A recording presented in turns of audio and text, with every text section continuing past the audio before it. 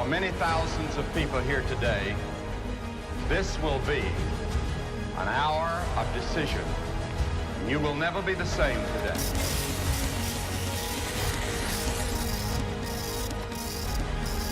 Who is Jesus? Why cannot we escape him? Some say that he was a madman.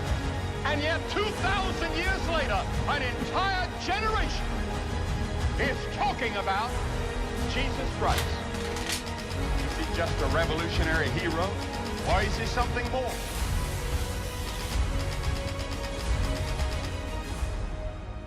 All right, well, we're going to jump in. The title of my message is simply this: Grace, Trump Cards, and Turnarounds. Tap your neighbor and say it's a turnaround. When you encounter Jesus, you never leave the same way. What I love about the church is that he gives us permission to come as we are, but he, because of his grace, doesn't allow us to stay there. Because how many of you know we're going from glory to glory? It's getting better as we serve Jesus, not worse. And so I love the idea that we can come as we are, let's be honest, with some stuff. With some brokenness, with some bruising, with some sin, if you like, in our lives, decisions we've made, kind of roads we've walked, things we've done that are, we know, displeasing to God. And God goes, come with that stuff, but be sure when I strip back the shame and condemnation by reminding you of what I've done, you won't leave with that stuff. And I love the fact that God calls us as we are, but leaves us in a better position when we go. I want to talk about trump cards and turnarounds. There's a card game. It's called P&A. Anyone ever played P&A? All right, you're looking at me with judgmental eyes because it's got a really tricky name to announce in church. It's presidents, and my pastor Mark has called it astronauts, all right? So it's presidents and astronauts. But basically, the goal of the game is you get dealt a hand of cards, and the goal of the game is you need to be the one to lose your cards first, okay? If you still have cards, you are the A. If you have no cards, you win the game, you're the president, all right? And then it unfolds, and there's a few rounds, and it's quite a cool game. You should check it out. But basically, when it comes to presidents and astronauts, there's a really cool thought in the game, and that is that there is a trump card. And the trump card is the Queen of Spades, I believe.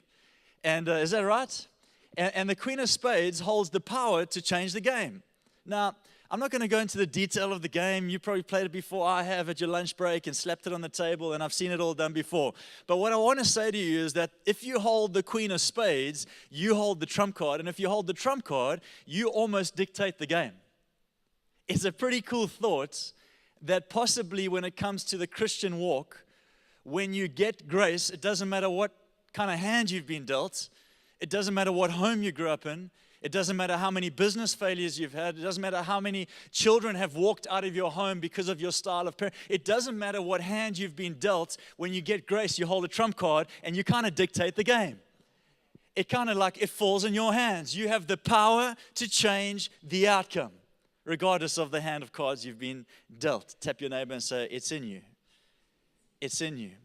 And I want to speak today around a message that I believe God wants to get into his church in a day and age where we're assessing how we're all doing. How am I doing? How are they doing? Should they be? Can't they be? Am I all right? Like with online, it's killing us. Like, man, just like the assessment of how we're doing, the status of where we should be is breaking us down. And I want to kind of get into the heart of that thing and say it doesn't matter what kind of hand you've been dealt.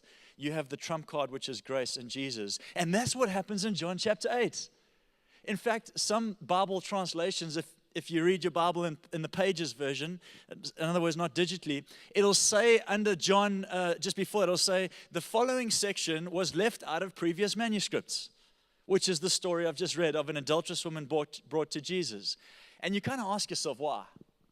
Like, why would he leave such a beautiful story or why would humanity leave such a beautiful story out of early manuscripts? I got to kind of suggest that it's because it is so scandalous what Jesus did that they couldn't get human reasoning to put it in the middle of the story. This is ridiculous. How can you? But I want to tell you, friends, it's sometimes the little inserts that were almost left out that have the power to change everything. It's kind of like in a whole hour of Sunday, you have one word. It's like my mouth was going like church news. I was going for it, but you were hearing nothing. And then something dropped, and God speaks. And that little word, that one moment, has the power to change everything in our lives. This is kind of like this story. Jesus is going, by the way, John, when he writes the Bible, has a very strong intention. He wants to show that heaven came to earth. John, when he writes the Bible, is not just writing a story about Jesus. He has a far higher intention. He's writing a story of the Son of God becoming a son of man, so the sons of men could become sons of God. That's what John's doing. He's writing this account at a far higher level. And so when he tells story, he's like, you've got to understand, Jesus didn't come to improve your life. He came to give you a new one. He came to change your life. He came to transform your life into the likeness of Him for the glory of God.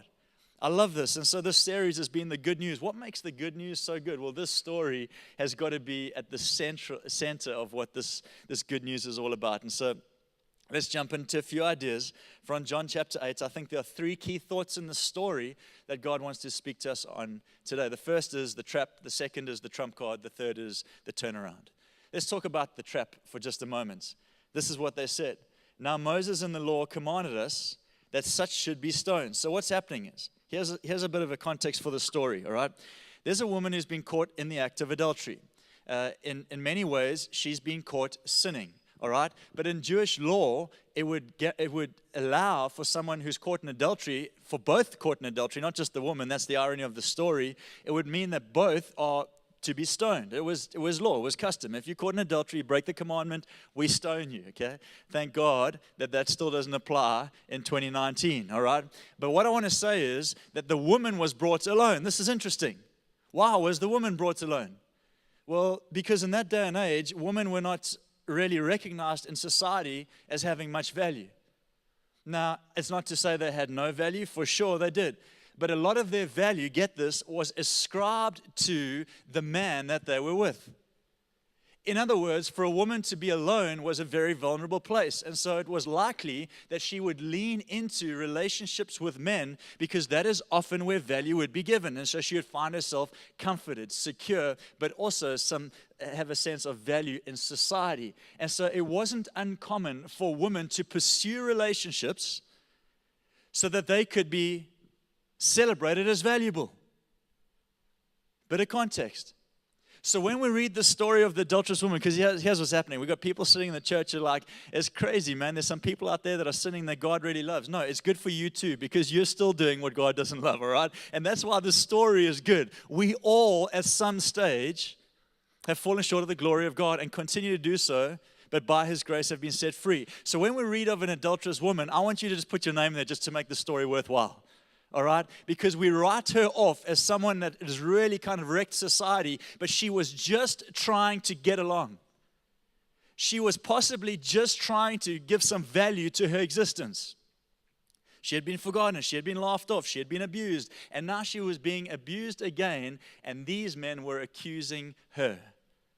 And so what I love about the story in light of the theme God is trying to tell is, yes, there's some points God is going to give us today around the good news.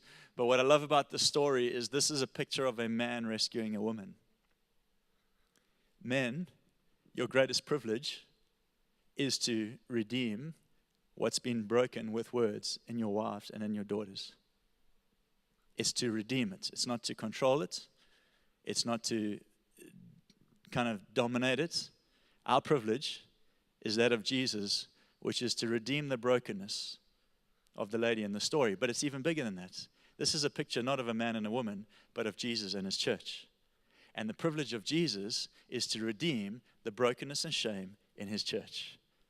The privilege of Jesus is to step into situations where the church huddles and hides and thinks, man, if we can just make it through another day, if we can just be, no, there is a confidence. Paul said, I'm not ashamed of the gospel. You see, it is a powerful thrust into the story God has called us to, but it starts with the shame that we live in being peeled off.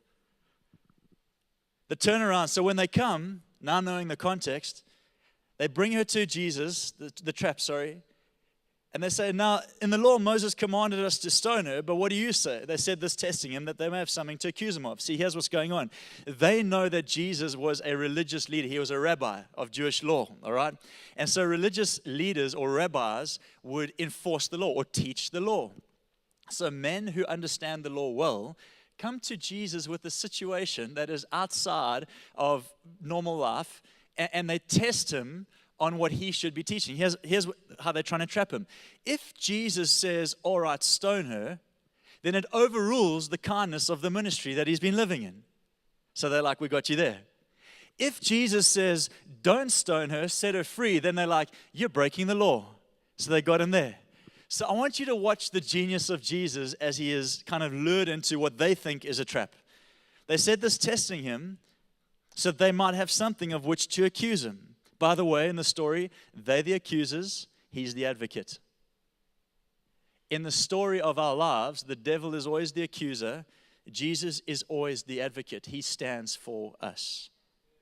And it says in verse 6, Jesus stooped down and he wrote on the ground with his finger as if he did not hear. So here they are saying, Jesus, there's a woman who's been caught in the very act. I mean, if you think about it, she may not even have any clothes on. She's probably some form of naked, being humiliated in the public courts in front of a Jewish rabbi. Jesus is yet to look her in the eyes because he doesn't want her to see him as judge. He wants her to see him as advocate. He's waiting for the moment where he can set her free. And so he gets down and he writes in the sand, and the guys are blabbering their mouths off about a whole bunch of stuff, and Jesus just pretends like he doesn't hear them. The disrespect, the scandalous nature of Jesus. And then he stands up again, and they say to him, Jesus, we're looking for an answer. What I love about this story is she walks in naked and ashamed, and they try and trap Jesus or trap her in her nakedness and shame. And Jesus disregards what they're trying to do as the accuser, and he bends down as an advocate, and he starts to make a case for her. And actually, when the story is over, she leaves still naked, but this time with no shame. Ain't that powerful? I read that somewhere once. In Genesis, Adam and Eve were naked and unashamed. By the way, the only reason we started putting clothes on is because we thought our nakedness was shameful. In other words, who we are is not good enough. And Jesus doesn't put clothes on her.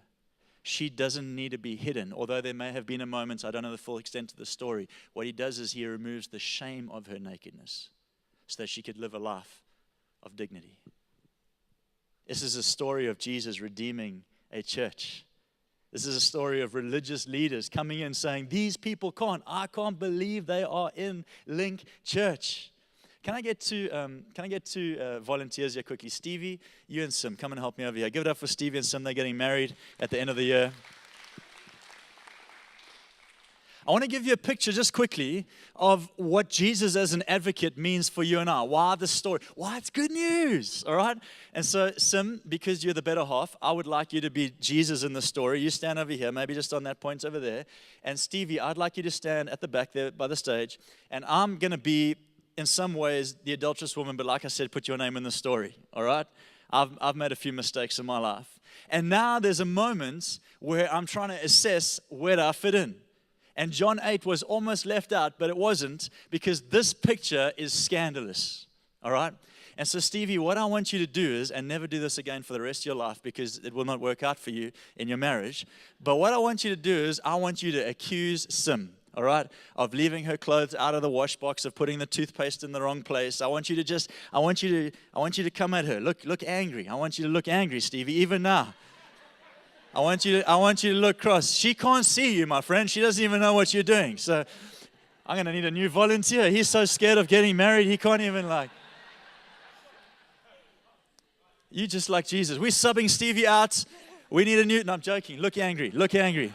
Point at her. That's it. Point at her. Cross face. She used your brush. Exactly. Cross face. All right. He's not actually accusing her. He's accusing me. All right. So look past her and shout at me. All right. No. You stand right behind her. She is Jesus in the story, the advocate, because the advocate stands between. So the men come in. Here's a woman naked and ashamed, and the accusers are hurling insults at her. She should be stoned. She should be beaten to death. And by the way, she had already seen a friend of hers stoned. If you read earlier on in the story, she knows this is possible. And she's fearing her life. And so she's probably in a very fearful, crippled, unsure, undignified position. And the accuser's hurling insults. But Jesus steps into the story, and when he gets down into the dust, he positions himself between the accuser and the accused as an advocate. And when I look at now you just smile at me. I know it should be the other way around, but it's just an example, all right? As he accuses her, she takes the judgment on her back. And all I see is the smile of heaven. So, too many of us are living our lives here. Hey, can we just fix this up? I know. I'm trying to get away from that. I'm trying to run toward this. And Jesus has his back turned on the judgment of the world and his smile facing humanity. And we're still standing over here somewhere where we fit in. Friends, we are here. We are under the smile of heaven, the day of favor, as we preached last week. Go and listen to the podcast. It'll encourage you. And as the accuser hurls insults, he stands as a force between, and they don't make it to me. So get this. When the devil says, Dill, didn't you? I'm like, sorry, I don't understand the question. But I saw Friday night, Wednesday this thing. Remember when you were a teenager before Facebook was around, and remember all that kind of stuff? I'm like, no, I don't actually, because all I see is the smile of heaven, and I live under the grace and favor of God. All due respect, devil, sorry, where are you? I can't see you under the cloud and the shadow and the power of the cross. And that's why we should come to church excited. You're not coming here to be assessed. You're coming here to worship. The assessment has taken place so that worship can flow. Don't be judged. Be joyful. Thank you, guys. You're awesome. Bless your marriage. Stevie, I'm sorry about that, my friend. I just want us to see this idea. This is such a radical story that I almost want to encourage you. When you are in the middle of a decision you know you shouldn't have made. Can I say this to you today? When you are in the middle of a decision that you know you shouldn't have made, I want you to see the smile of heaven, not the aggression of the accuser. You mean, God, right in the midst of the stupidest call of my life, you still smile? Yes, friends. You know why? Because Jesus is busy taking a beating for you as you're in the midst of that moment, or has taken a beating for you. Like this is good news, right? You mean I never have to take a beating? No. Because it says the sacrifice of Jesus was bigger than the sin of Adam. There is nothing left unturned. Yeah, but Dill, you don't understand. No, I do. I don't deserve it. I do understand. I know what you're going to say. You're going to prove that I don't deserve it. I get that. I understand that. But what you don't understand is that it's been paid for. And I live under grace. The second thing I see in the story, your silence tells me God is speaking, is that Jesus is our trump card. He's the trump card. We see a trap, but you're not going to trap the Son of God. He's got this covered. All right? The second thing I see is Jesus, our trump card. He is our authority. Can I say it like as he calls the shots? Not mom, not dad, not friend, not Facebook, not social media, not the devil. Jesus calls the shots. All right? His voice has got to get louder. Also, what you need to know is rabbis at that stage or in their world, what they would do is they would tell a story without giving the outcome. Because it's important that people made sense of it for themselves. That's good teaching. And so rabbis wouldn't tell the story with 10 steps of what to do with it. They would give you an idea. Kingdom of heaven is like. What about this? Or what about that? Or imagine if you did this. And they would present an idea where you would then let that thing sink in and make sense of it for yourself. It's really important that we don't live on somebody else's thought process. It's really important that God is speaking to us personally and that we are encountering Jesus and not the faith of somebody else. It's ours. And so Jesus is the trump card. But now I'm going to give you something that is just beautiful. And I'm going to let you make sense of it. How's that sound? Jesus gets down into the ground and writes, and we're told that he gets down on the ground and writes, and then he stands up and he says, he who is without sin, throw the first stone. Question's got to be asked, what's he writing on the ground? I mean, if you've ever read that story and breezed over that and thought, that's not important, I'd be like, No. You want to know what's on the ground. Now, I've been in Israel, and I've been to the temple courts, and I've seen the ground. I don't know exactly where he wrote it, but all of the temple courts is stone, not sand. I mean, if you're going to walk around there, it's what it is, big, like slate stone almost. So Jesus is not, he's not getting down in dust and doodling as much as he's inscribing something on stone. And so Jesus, they come accusing her. He gets down. That's fingers on stone, by the way. And he doesn't say anything. Nothing. And then he stands up and they're like, yo, Jesus, whatever. Jesus, about the woman, he says, he who is without sin, throw the first stone. And you know what it says again? Then he gets down back on, what did he do? What was he doing? Well, there's another part in the Bible. I don't know if this is exactly what happened, but I got to think it might have been. When the hand of God wrote in stone. And there were 2 times it took place, and it was the 10 Commandments. Moses went up the mountain, the hand of God wrote in stone, he took them down, they were broken. He went back up the mountain, wrote on stone again, took them down, and they were put in the Ark of the Covenant to be protected forever, so they'd never be broken again. 2 times. And it's almost as if Jesus, I just asked the question, gets down and starts to write. Could it have been that as they wanted him as a rabbi to judge a woman, could it have been that he made it very obvious, because they held the law up against the woman, right? She broke this. And you know what he said? I wrote this. And in the law, in the 10 Commandments, I want to teach you a bit today. Sometimes we need to get into the Bible. It's not just doing church. Let's get the Bible. And the 10 Commandments, number 7 is, do not commit adultery. Number 9 is, do not bear false witness. Where's the man? Where's the other guy?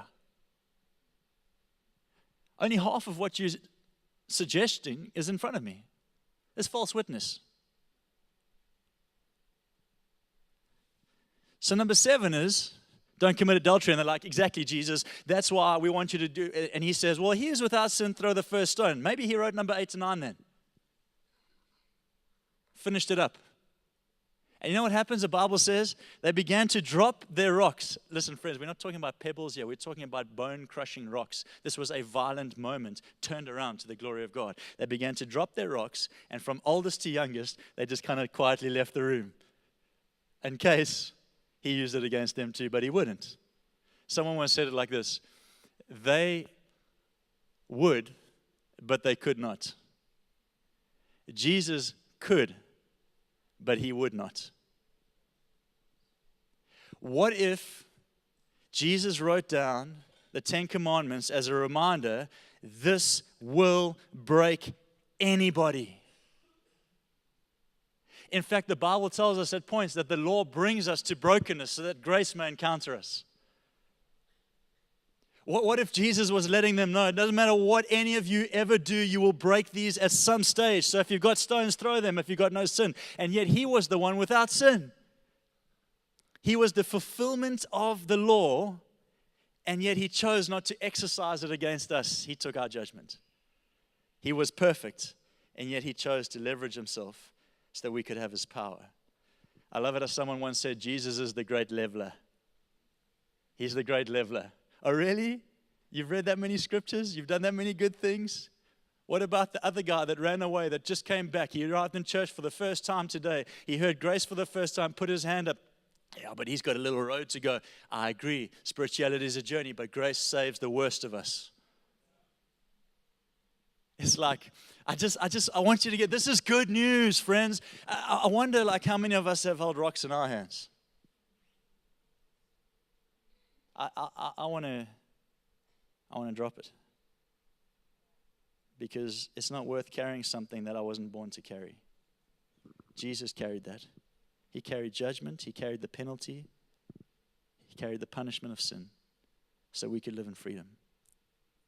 I don't know who's holding rocks and staring at you, but they have no power. I don't know what words corrupt your thinking or hold you captive. They have no power. when they are in the presence of Jesus, they must leave. The third thing I want to talk about is the turnaround. This is where the story comes alive. The turnaround. You see, there's the trap. You're not going to get him. He's going to work the system to put his grace at the center. There's the trump card. It's like being in the card game. Everyone thinks the game's over, you're going to lose. And then you just pull out that little number and you could almost wave it at them in their face and go like, listen, no matter what you do, even though you know I've got this, you're in trouble.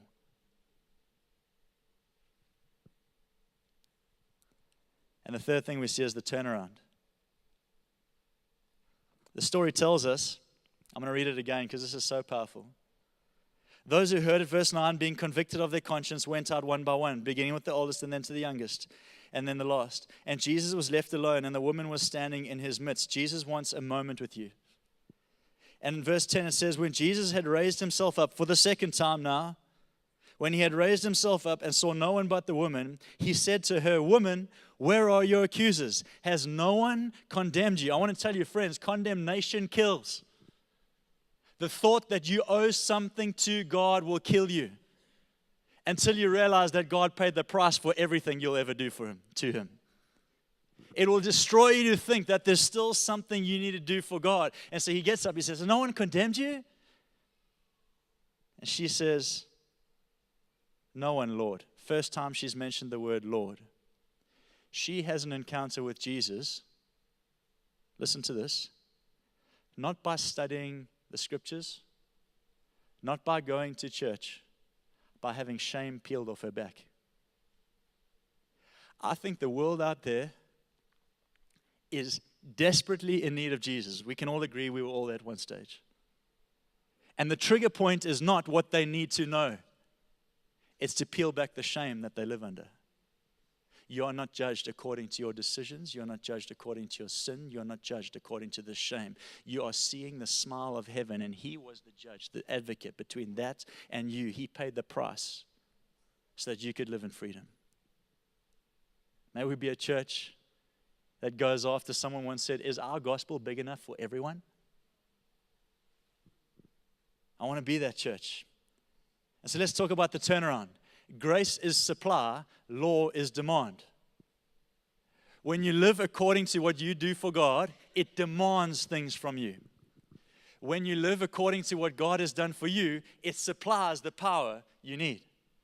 Does that make sense? One is your extreme effort toward proving yourself. The other is his extreme grace toward becoming yourself. It's a different thing. I love this. This is challenging, and that's the whole point of the series, good news. Well, it wouldn't be good news unless it was scandalous. There's a lot of good news, but this is scandalous. It's unbelievable. You see, I believe Jesus removes the lid of the law, which is condemnation.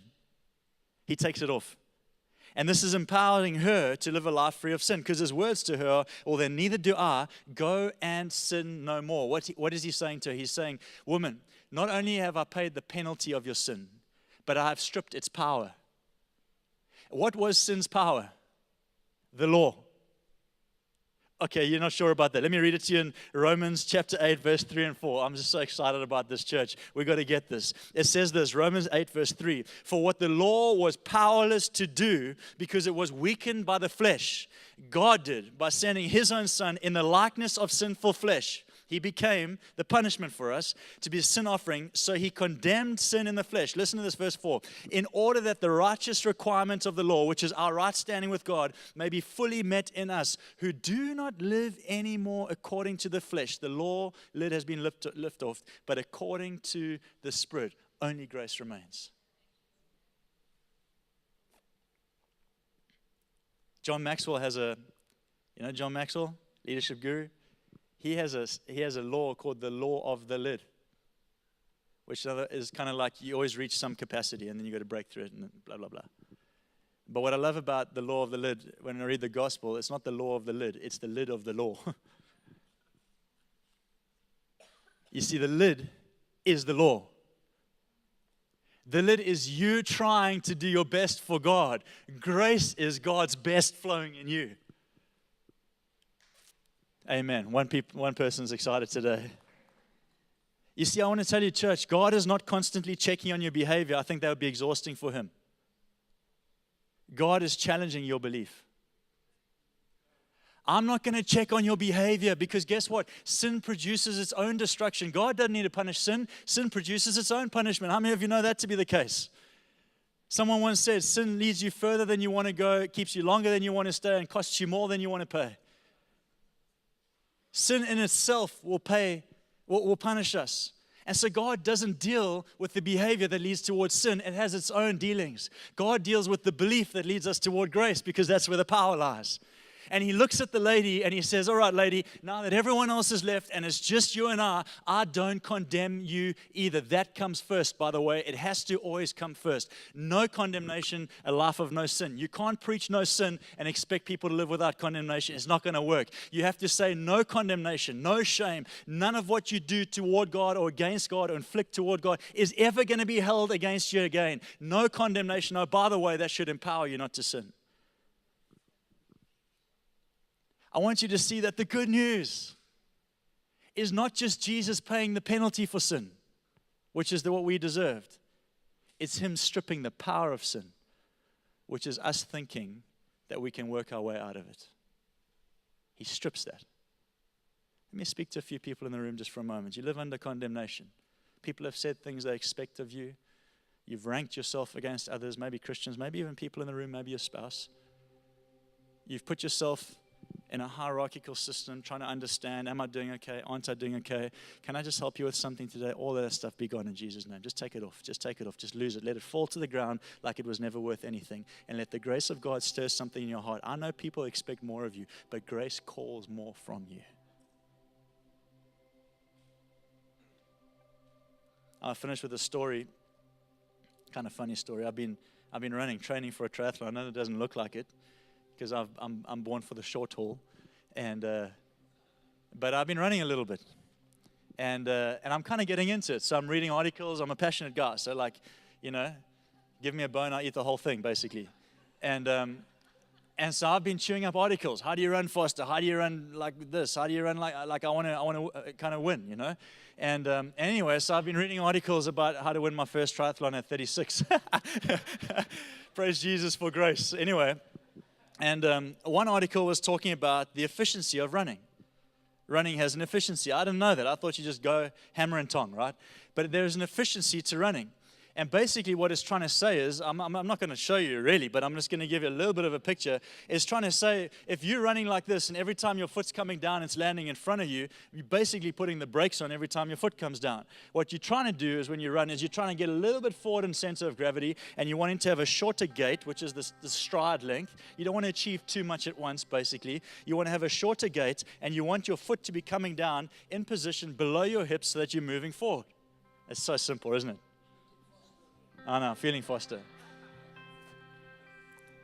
And as I was reading the article, I realized I'm putting the brakes on.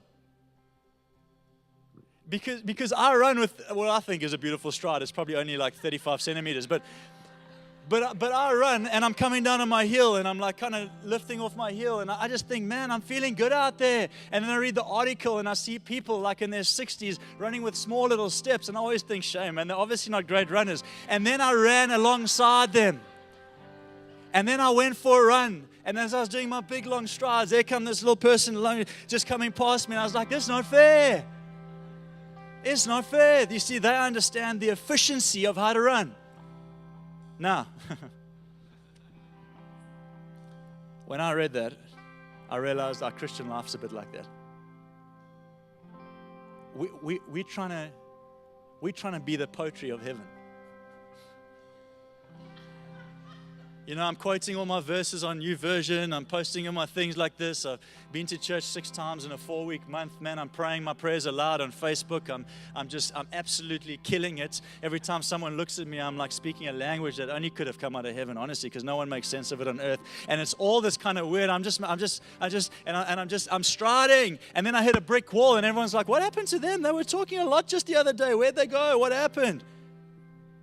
Because someone with small incremental steps of grace, I just made it into worship this week. I didn't even know what he's talking about in the message. I just sat in worship. And then the next week I went to prayer. I didn't even know what prayer's about, to be honest. I just went to prayer. I praise you, Jesus. And I just went back, and I went back again, and I went back again.